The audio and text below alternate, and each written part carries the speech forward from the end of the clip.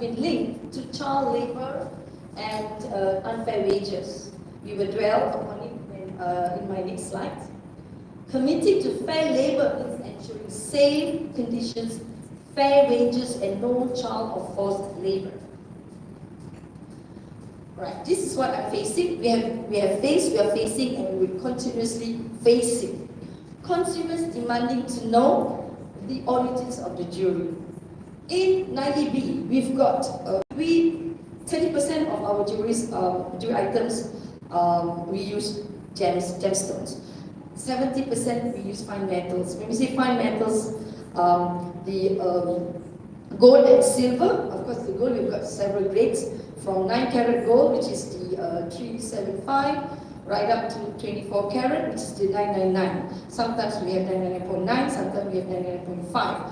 More often than not, most of the jewelry to be worn, we will actually use 916, which is the 23 karat gold, and it's not as soft as 999. So the traceability system to allow customers to track the journey of their piece, ensuring ethical practices at every step by using the latest technology, which is blockchain. Now, I know people would like to link, when I meet people will, more often than not, people say blockchain. I thought blockchain is a technology for Bitcoin or for cryptocurrency. No, it's not. You can apply blockchain technology in this industry by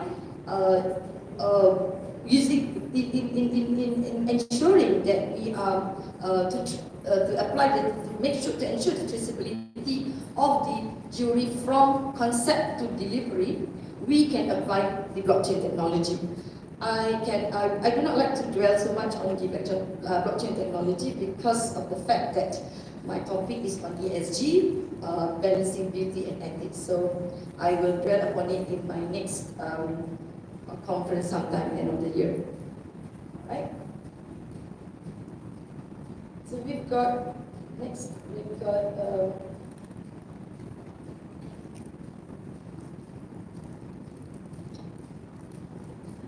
moving away from the traditional make, use, dispose model, we embrace recycling. Okay, this is what we at 90B Jewels love to do. Okay, when we mention recycle, this I don't have to look at the slide. More often than not, many times we've got customers coming to us and say, Puan, Tate, or sister, or whoever were in the group, in the shop, they will come with a pre-loved items. In the modern gold jewelry group, we call the items pre-loved. Pre-loved means they have bought and it's been used, so they would like to know whether they can actually trade in or smelt. It used to be that they would like to trade in, but trade in you will incur 20 to 25% loss simply because you trade in a jewelry which has been used. However, this new practice where it's being practiced right now is the smelting, or in Malay we call it lebo. They will bring to us their old or pre-loved items which they do not want to put on anymore, and then we will help them to smelt. Simply because it will save them cost, and sometimes they have got like bangle which they want to turn into a bracelet. And if the items and the designs are permissible, or if the item and design is permissible, we can redesign for them.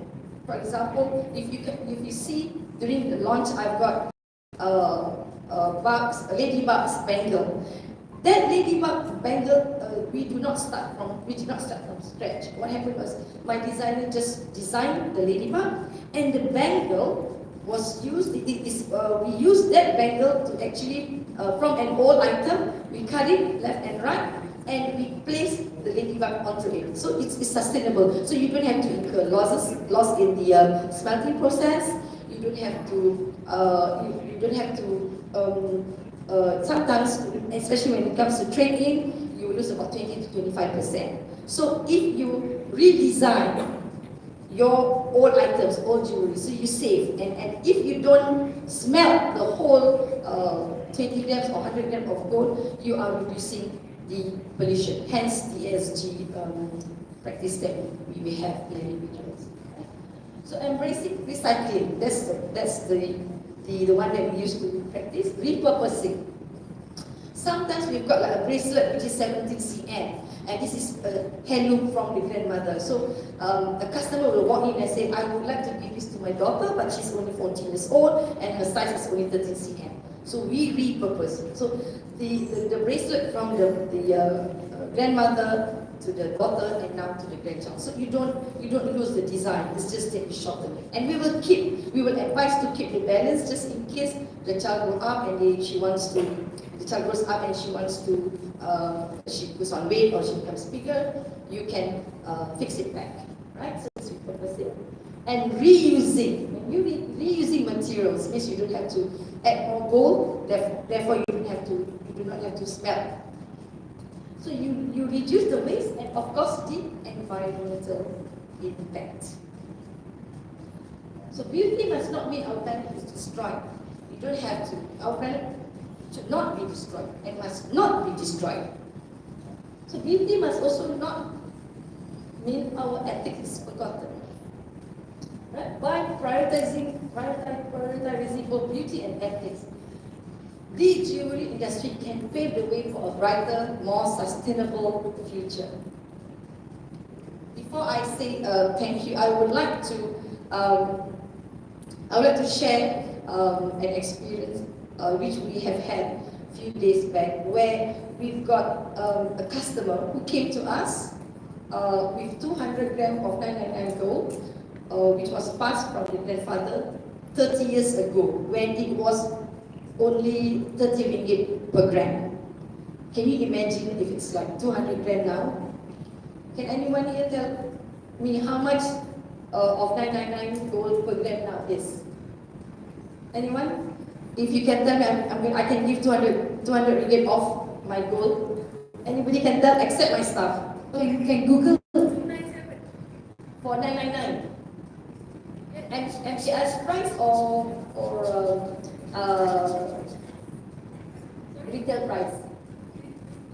You just have to answer that. Then you are there. Not necessarily. So if you go to Habib, it's like 330.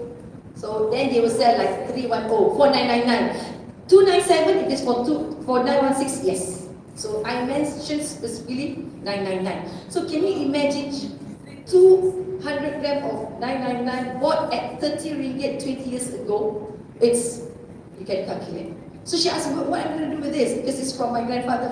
My grandfather passed away and I do not know what to do with it. So I advised, I said, you do something. You've got how many daughters? I've got like 3 daughters. Okay, let's do something. A piece of jewelry, 3 pieces, where you can use that particular 999. And because she wants to add some gemstone, so I recommend do not use 999, but instead 18 karat. So instead of 200 grams, when you refine the gold, you smelt the gold, you get like 250 grams of 18 karat gold. So that's the process that we go through. We refine the metal according to the grade that you want, from 999 to 18 karat or 22 karat. So and because we help her to cycle a 200 gram of gold bar into a set of jewelry for 3 of her daughters, she was very happy, and she became for the past 2-3 weeks, she has been our regular customers buying things from us. And what really matters is as I mentioned earlier, the recycling, repurposing is there. So with that, I thank you. I thank the organizer, and I thank distinguished guests, and hope to see you all at my booth. Thank you. That's it. We have time. So, do you have any questions that you might want to ask Datin in terms of smelting, recycling? Well, I'm more than happy to answer. Yes, this is your chance, because this is supposed to be more like a discussion, more of like a melting pot of brain power, right? It's very rare that we get together, and this is our new event. So we would like feedback from you. We would like questions if you have any. Does anyone have any questions for Datin while we have her on stage? If you do not, I will have to go to you. So you better question. And so I don't have to go out, I'll pick and choose. Yes. And Anything to do with smelting, designing. just lift your hand and then I'll come over. All right, good. Yes, gentlemen. I'll bring the mic to you. Hold on. We need more questions. I just would like to ask that you said about heirloom jewelries. You know some heirloom jewelries when you say 18 karat, now 18 karat is more than 75% gold and then the rest is silver and other alloys. In heirloom, the older jewelries, they use palladium. Yep. That's right. So how transparent are you when you say that the heirloom jewelries, when you melt it, because when you melt it, you have to refine it first and then you have to mix it everything again, right? How will you tell your clients that, hey, your heirloom jewelry has palladium and it's a super rare metal inside? Would you tell your client that? Of course we have to. But how? Because ESG, we have to be transparent. Because when we talk about traceability, transparent, which is the features of blockchain, we have to tell. Okay, just before the PKP, we have my neighbor, her mother-in-law. It's a very good question. It's very relatable.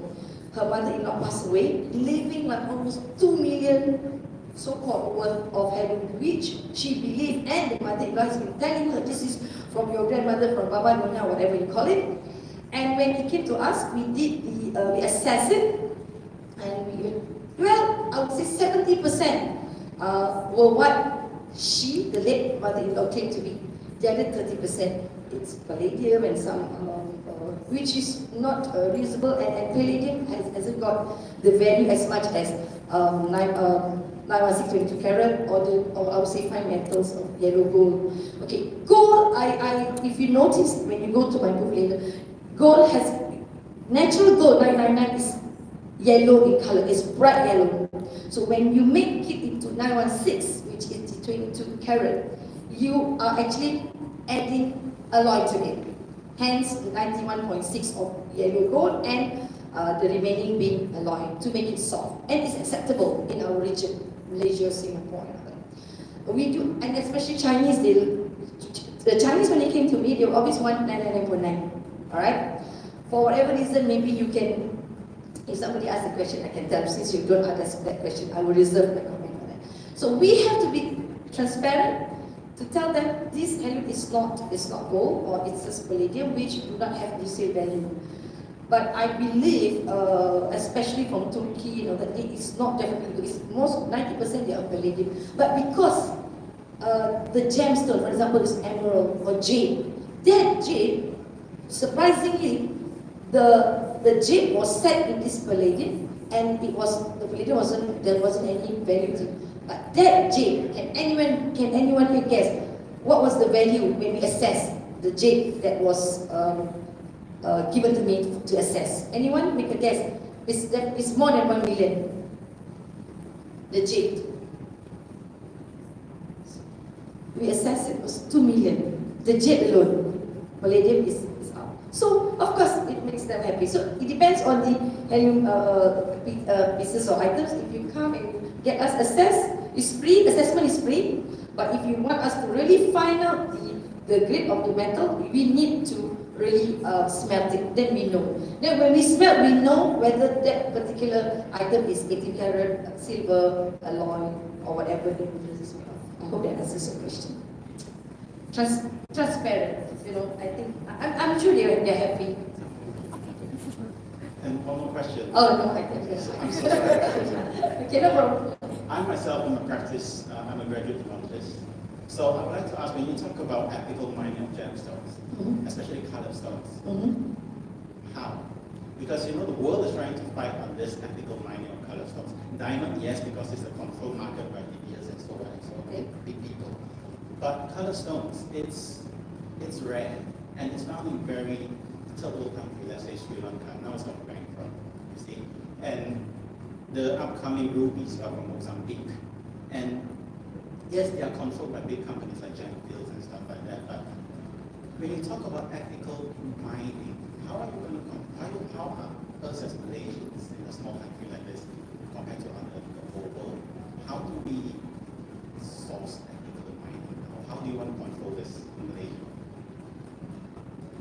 start with, or to begin with, Malaysia, we do not have gemstones. We only mine gold, gold or silver. Okay, I can relate to this because back then, 40, 50 years ago, people will actually invest in gold mining area. So this is your area, this is my area. You mine, and then at the end of the day, you find out that you get that. Today, the loot is like, or the hunt is like 20 gram or 100 gram, and then from there we evaluate whether it's what is the grade. Mind you, the gold that we mine may not be 99.9, 99.9 or 916 is the process. 90% when we mine, the gold that we found is actually not 999, it's about 90, 90.5, 90, because it depends on how long it has been under the ground. So from there we refine. How do we refine? We compress, so 90.6 grade of 20 gram. When we compress, it may become 15 gram, but it will be 99.9. Now, back to the stone, because Malaysia do not, we don't excavate or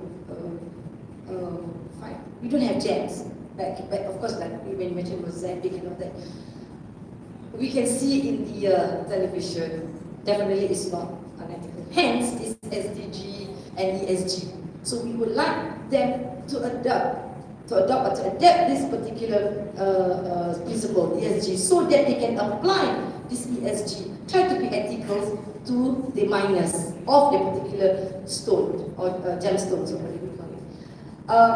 But now, because of climate change, that's where the SDG is addressing the climate change, and the mineral has been exhausted because the whole, I think the world is getting old. We are soon coming to the end of doomsday, maybe the next 100 or 200 years.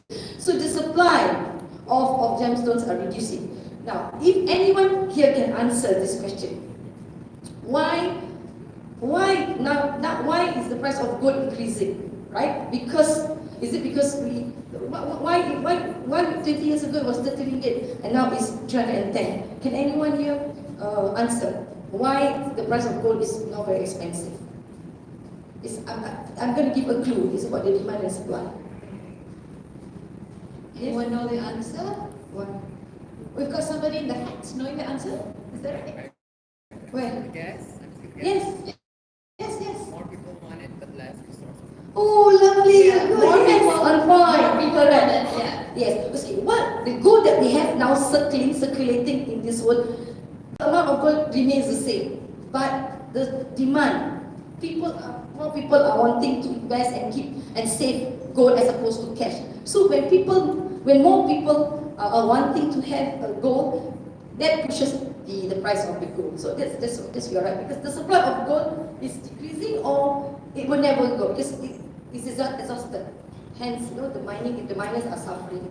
So thank you. Maybe I see you at the booth. I can give you something. Thank you very much. I love your hand and we're together. And that gentleman there, I hope I've answered your question. And if I have not enough satisfied, I can always see over coffee over there. All right? Are we there? Yes, very good. Alhamdulillah. Thank you very much. All right. While we wait for the I think we already have the next guest up. Thank you very much. Yes, thank you so much, Tati.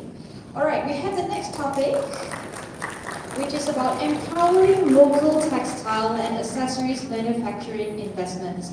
This will be shared by Rosita Ibrahim. She's the Director of Building Technology and Lifestyle Division in the Malaysian Investment Development Authority. And so basically, if you are not familiar with what MIDA does, is they evaluate applications for manufacturing licenses, tax incentives, and matching grants. They monitor the development of approved projects and post-approval applications. I'm sure, Puan Rosita, you'll be able to share more about these initiatives so that we can see, as what Dato Sri mentioned earlier, our fashion industry thrive. So can I invite Puan Rosita?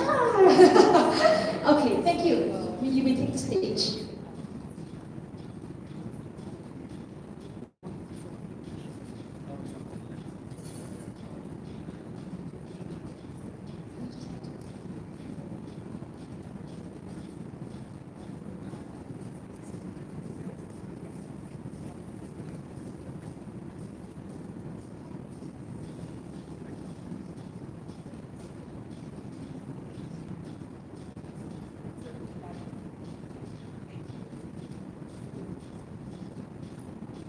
Okay, let's hold for a while. We're going to check something.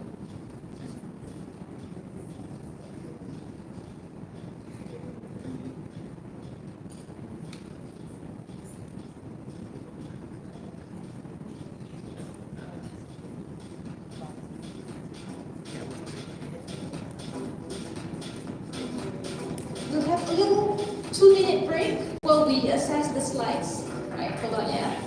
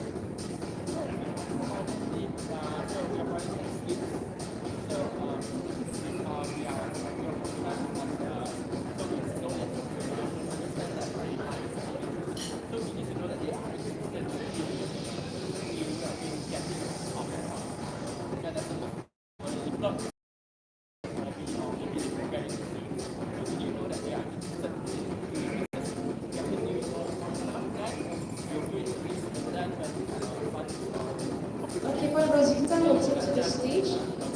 My apologies for the little technical error.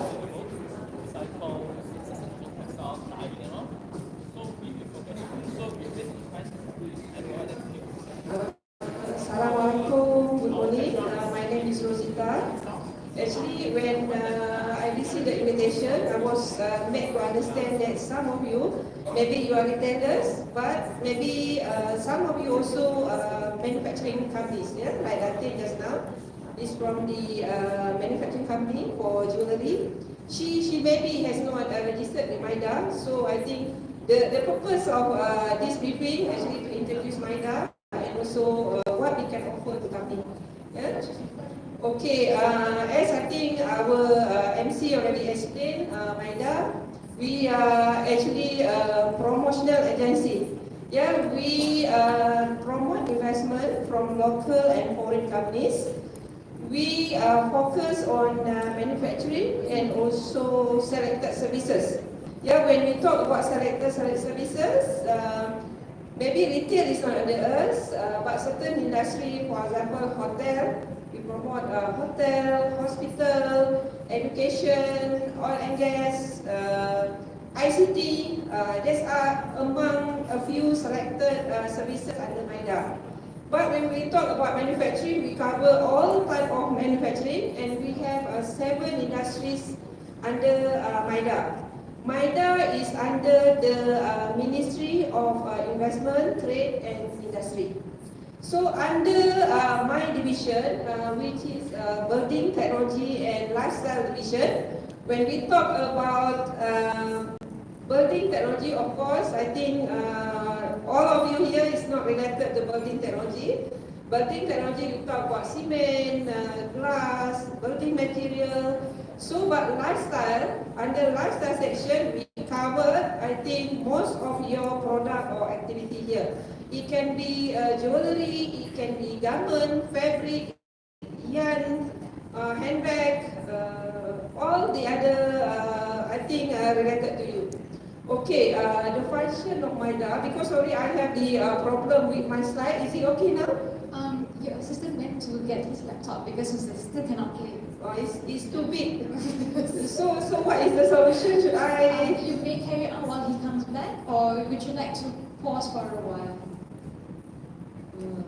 Okay. It's I think I don't need the I can just stop. Yes. So but Actually, yeah, I mean, it's a good chance because sometimes we are, maybe some of you who are new in the industry, you don't know where to start. You might have questions. How can MIDA help me or something? Where you are now, you can already ask questions and then we make it as interactive as possible because it's very, it's a very good opportunity for you to actually speak now while we have Fine Brush downstage. Does anyone want to ask anything? People like a very not too formal. Okay, you can ask and let us be more casual because this is Saturday. Yes. This is first time also I give presentation on Saturday. No Okay. problem. Thank you for coming on a Saturday. Thank you guys for coming on Saturday. Let's all give ourselves a clap. So yes, who shall I call first? All right. Oh, sorry. Wait. Because just now you had already 30 minutes of airtime. I have to give this gentleman first. That's it. Okay. Thank you. So I'm Jewellery, so from PSJKM. So our focus is helping underprivileged parties to give them empowering sources for them to generate income. And now what we are trying to do is whether there's a possibility for us to promote their items into international markets. Is it this might be under MIDA? Okay, actually, briefly, MIDA is under Ministry of Investment, Trade and Industry. Anything related to selling product overseas, it will be under MATRIC, our sister organization. Yeah. So I think we have no problem. We can get your contact and we introduce you to MATRIC. And I think because I do have like previously liaised with MIDA, and I do understand that you all have services in like having the local investor, the foreign investor invest in Malaysia to promote the local items to them. In terms of promoting, normally what MIDA do, of course, we attract investment, both from local and foreign investment. But MIDA will help is we do like a matching program. Let's say you have something to sell, we can also find some matching company that need your product or activity.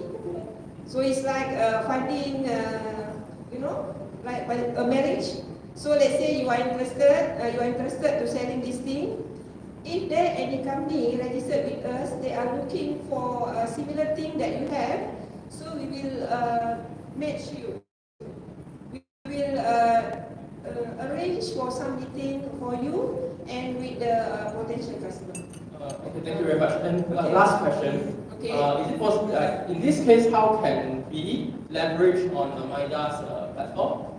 Okay, sorry. Just now you said that your activity is more related to MATRIC because you have underprivileged and then you are helping them to sell their product. If you go for export market, of course, but we have also in MIDA a new division called cross border. They say if you need any assistance when you go for trip, any overseas trip, especially looking for potential business.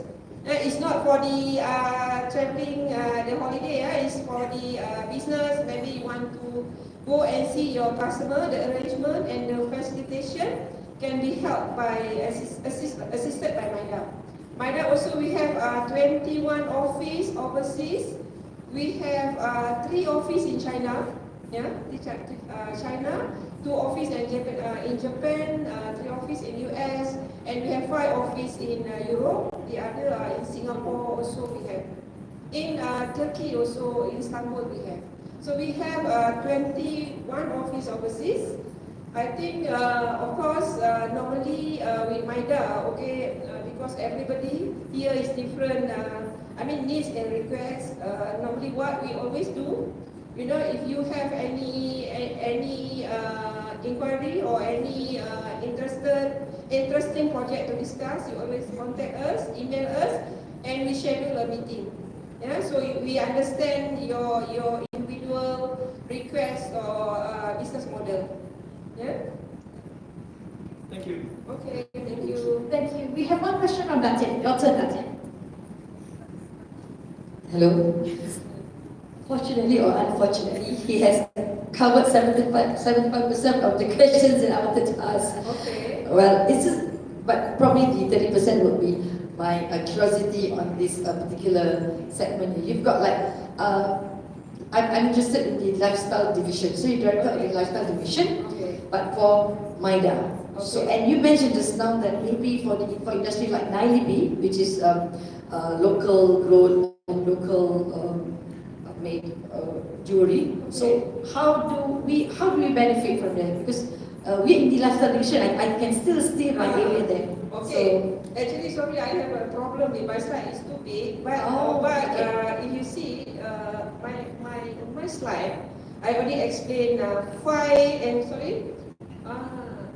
this is the thing. Okay.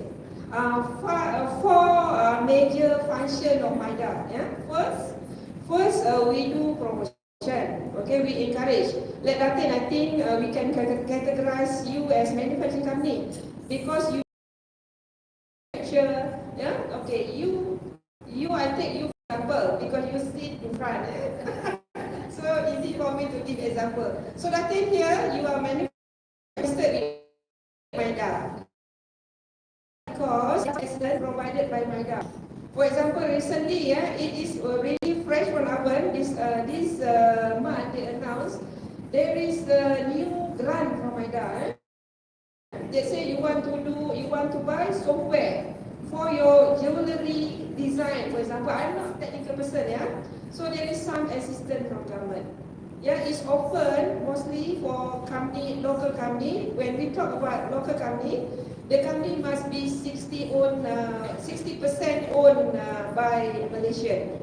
And as a manufacturer, you have to register with MIDA because we will issue you manufacturing license. Manufacturing license is like our IC, identity card, like our passport, to verify you that you are a manufacturing company. Secondly, I think MIDA, we do a lot of evaluation. For example, for manufacturing license, for tax incentive, for import duty exemption. Import duty exemption will cover your raw material and also machinery equipment. So that is under duty exemption. Expatriate post for foreign company, you want to work in Malaysia, okay, under manufacturing company, that is will be evaluated by MIDA. So that is the general function of MIDA. So maybe we go to the next one. Okay, this is I think we call it in MIDA, we call it ecosystem. That's why Datin, you have not registered with us. Your company is not listed here. Same to the other participant here. Maybe you are a manufacturer. You have not registered in MIDA. So we try to put everybody, small or big, in our ecosystem. If you see, textile, we have a very strong industry in Malaysia, and also downstream, leatherware, footwear, jewelleries. And to be very open also to you, to participants, actually most of the textile company, they are registered with MIDA. But for jewellery, leather, and also footwear, not many of them coming to MIDA for registration. That's why it's quite difficult for us to assist, because if you're not registered with us, we don't know what are the assistance that you can provide to you. And I made to understand also, I understand this is an international event, not all of you coming from Malaysia. You have foreign investors or foreign companies also. Actually, MIDA, we give a same treatment, yeah. Government of Malaysia giving same treatment between foreign companies and also domestic companies. So that means whatever license we open, there is no equity condition. Let's say you register with us, you don't need, if you want to buy a factory or you want to rent your factory, there will be no local equity required. Foreign company can register with MIDA and you will get the same benefit as the local company. And because MIDA, I mean Government of Malaysia, we have already liberalized our manufacturing and services industry sector. Sorry. Yeah? So maybe next. Okay, I think I do not want to talk much about textile, but this is the thing, this is the product that we encourage. Because garment, apparel, we have a lot of company. If let's say you want to still come to Malaysia and invest in apparel, we do not have any objection. You still come and invest. Let's say you want to do a footwear, also you can, but the disadvantage, there is no tax incentive for apparel, footwear, because the industry is already established. You can ask my friend here, Miss Mehdi from the Footwear Association. You know, they know how many footwear company in Malaysia. I think that's why we don't give tax incentive, but we still, for example, import duty for raw material, machinery, we still give. There is still under MIDA, is just for the part of tax incentive.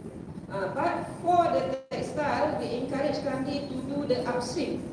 For example, yarn, the technical textile, the fabric, the finishing services, you do the coloring, the dyeing, the finishing.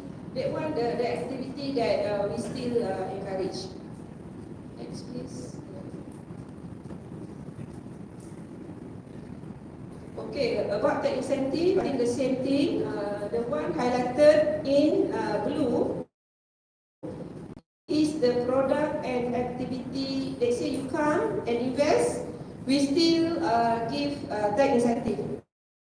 When we talk about tax incentive, it's always on the tax exemption. Tax exemption is something that when you pay tax, the government will give you discount. You pay less. For example, our corporate tax is 24%. You will pay about 9%. Normally, the tax incentive will be for 5 years. It's offered for local and also foreign company.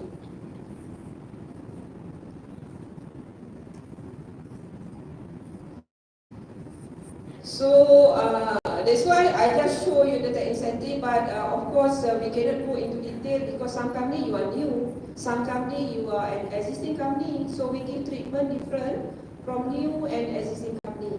They say existing company, you already do some investment, so the package of tax incentive will be different. New company, they are fresh, they have not paid any tax, so the tax incentive will be start from the first year of their operation. So I don't want to go into this detail. As I said, reinvestment allowance. You finish your tax machine is smaller, but there's still automation. You still do automation. You still need software. You still need, let's say, oven, even though it's much smaller. That will be covered under import duty exemption. Machinery or your material. Of course, you need maybe the gold bar. For the footwear manufacturer, maybe they need the leather, or the sole, or the particular some part of the footwear. So that is under import duty exemption. So I think this is automation capital allowance. If you want to do automation, there is some assistance on this. Because why we introduce automation capital allowance first, and then on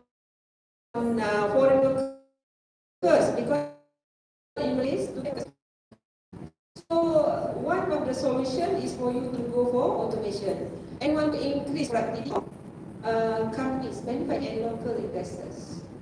So if you are a foreign company, if you are a local company, you still can enjoy this investment automation capital allowance. The more you invest, the more you can get allowance. That means deduction in the amount that your tax payment. You buy a machine costing you 50,000, for example, 50,000 ringgit. So the allowance that you will get is double, 100. And it can be carried forward until fully utilized. We call it allowance as it is not in terms of direct tax. We give you allowance to deduct from your statutory income. For example, for that year, your statutory income is 100,000.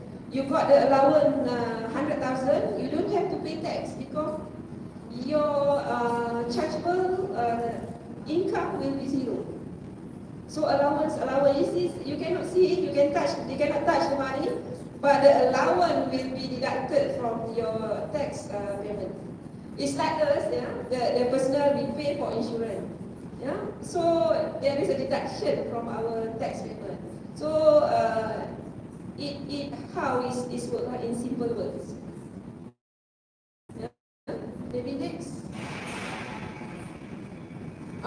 Next, because I think I have a nice slide we prepare for this event, but unfortunately, I think we have next speaker also. But I think maybe my colleague, Mr. Hakim, young officer from us, from our division, he has helped a lot of investors, actually small, big investors. We go guide our investors, our potential customers. So it's all free of charge. Don't worry, because we are a government agency. Yeah? So maybe you can show the contact. Okay, that is my contact. You can always email me and set for any appointment. And also, we have Miss Sabinas and also Mr. Ridwan. And problem to see you, and even if you are overseas, we can always have video conference meeting. Yeah? While we have you on stage, we don't want to rush you. We have still a bit of time. Are there any questions from the floor? I mean, it is. I'm sure you have a lot of questions, right? Where do we start, right? Yeah, you have the contacts here, but what's next? Maybe you want to share your challenges at the moment? Anybody? I remember when Dato' Sri said that you're not small. I mean, some of you think you might be small, but actually you are on your way to bigness. So, anybody just want to share your journey and how MIDA can help you? That'd be great. No? Really? I think they got our Your contact. Okay. Anyway, you'll be around. In case you have any questions, you prefer to meet her in person, one-to-one. and also my colleague is here as well. So you guys are so shy. Thank you. Okay, we have our next speaker. Okay, this is actually very relevant to most of us. We feel that we're just ready for the local market, and sometimes we don't know whether to just, use our own ad money for advertisements. But there are actually other ways, which is using brand power and celebrity influence in the world of jewellery. So I'm going to invite Miss Sammy Chong. She actually started the business with only 200 ringgit, fueled by dreams and passion for crafting elegance, and turned that small investment into an 8-figure business. This lady turned her aspirations into a glittering reality, the brain behind this jewelry brand. So, Sally Chong will be sharing the secrets behind the branding strategy that took her business to remarkable heights. Sammy, while we wait for the slides to transition, is it okay now? Alright, we shall have you on stage.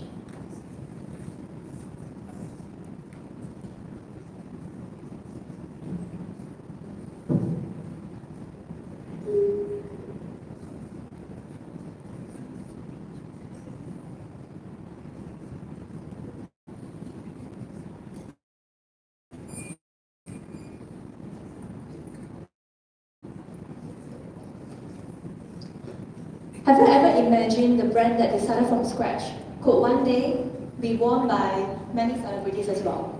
So good morning, ladies and gentlemen. I'm Sammy, the founder of Jewellery.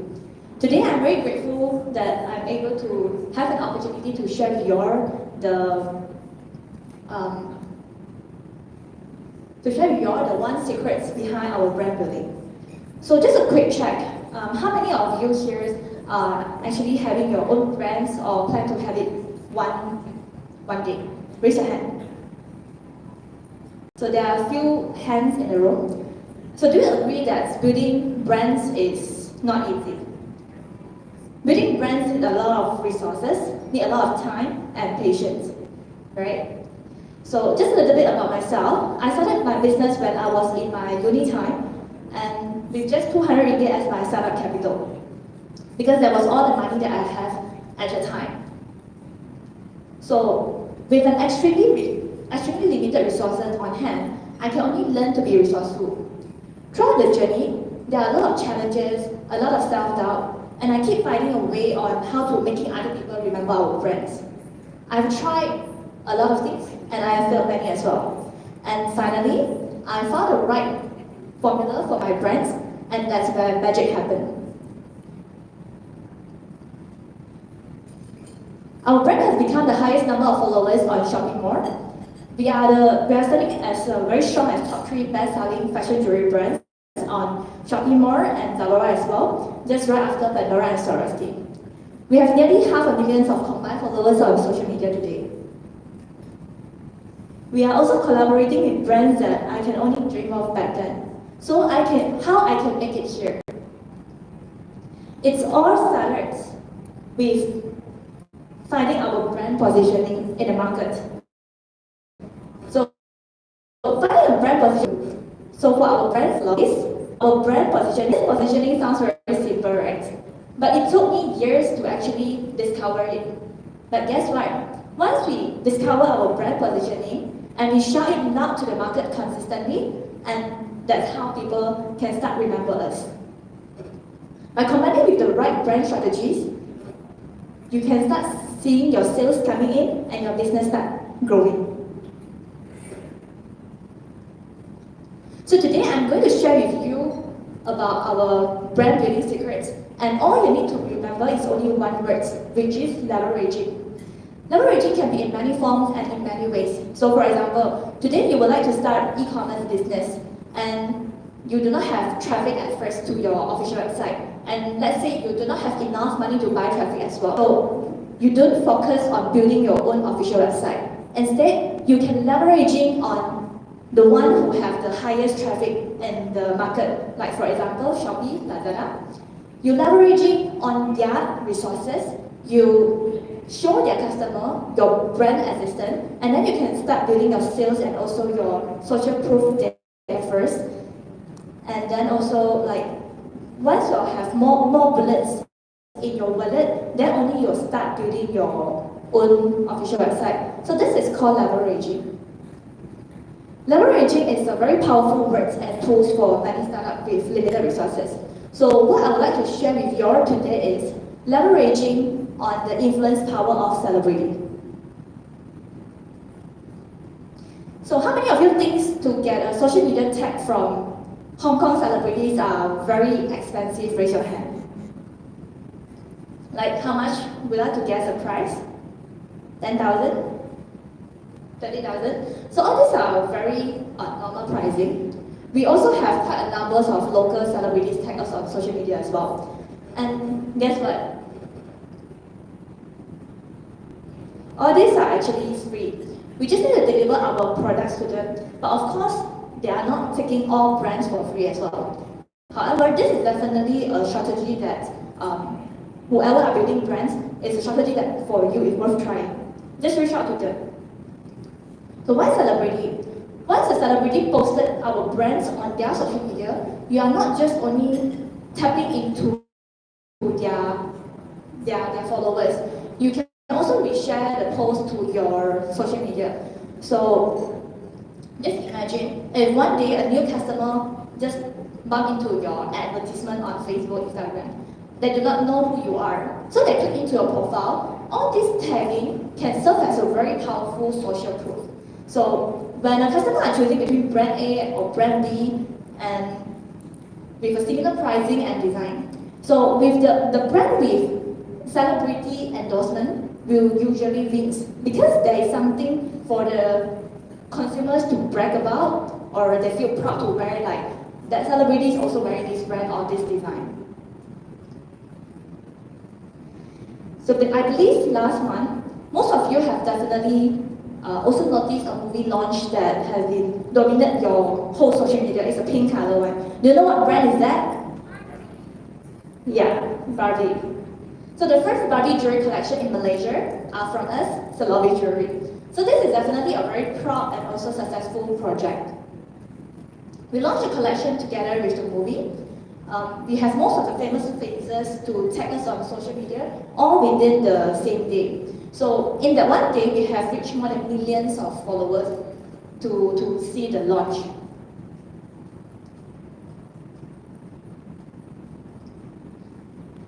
So all this exposure and social media tagging are all free.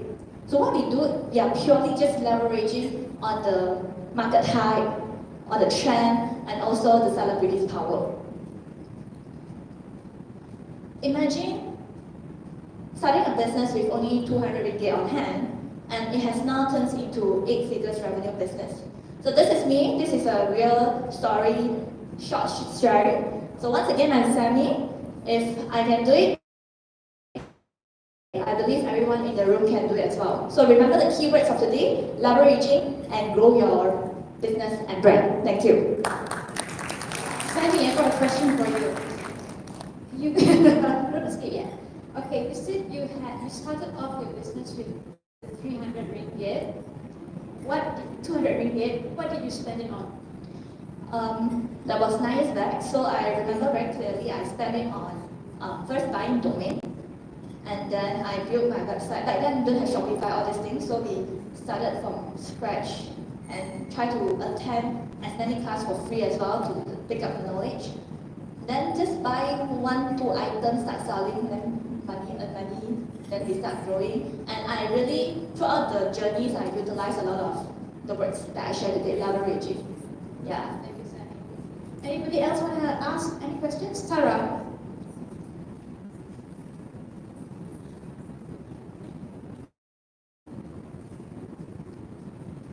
Hello. Hi, Sarah. It seems like only the organizers are so simple asking. How did you work on the Barbie collection? Who contacted you, or who did you contact and come up? Because I'm sure there's some like copyright and such, right? So could you share what is the strategy? Thank you for the question. For Barbie jewelry collections, it's also purely using the words of leveraging. So actually, before the Barbie movie launch, the announcement launch, we already know it's going to coming out this year. So we are aware of the news last year because of our Lazada account manager. So she provided us this kind of insider news, and then she connected us to Mattel, the company who own Barbie IP. Then Mattel just came to talk to us. Then we signed a deal. Of course, we have to go for official agreement to use their IP, their icon. Yeah, so that's basically the reason I choose Barbie is not only because of the movie is launching. One is riding on hype, but I also actually considering other IP, like for example, the icon that you all know of, the kids icon, the D one. So the reason I still choose Barbie is because it's something very unique, like what I mentioned just now. Finding the gaps in the market. Yeah. If not, it will be just like everyone having the similar design, finding a mass design. Yeah. collaboration. Collaborate with. You have so many people to collaborate with today. If you think you're small, you can group up with other people to make yourself bigger, right? Is that it? Yeah, like 9 years back when I started my business, I can never imagine I am able to collaborate with Barbie. And also throughout the collaboration, they link us with Warner Bros. Yeah, so Warner Bros is the production company, and Warner Bros provided the whole cinema to bring in KOLs. That's why we have all the really famous influencers on the day itself to come and support, to wear our jewelry, so the boom of social media in just one day. And we did not pay for all this thing. It's really about leveraging. Yeah. Thank you so much, Sammy. All right, and now we have the next person to come on stage. Will be tea break time, right? Okay, that is the moment you've all been waiting for, right? That's why you're so quiet. Been hinting to me that I want to go eat. Okay, all right, so we shall have a break.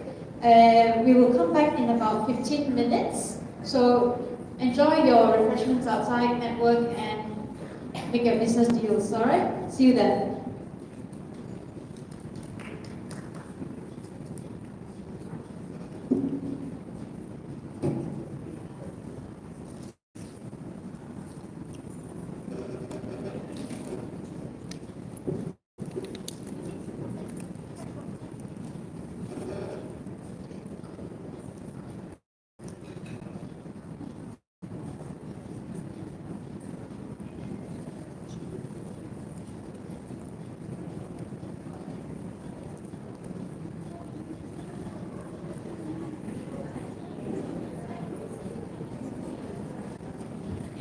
See you guys back here at 11:30, yeah? So you have more time to network.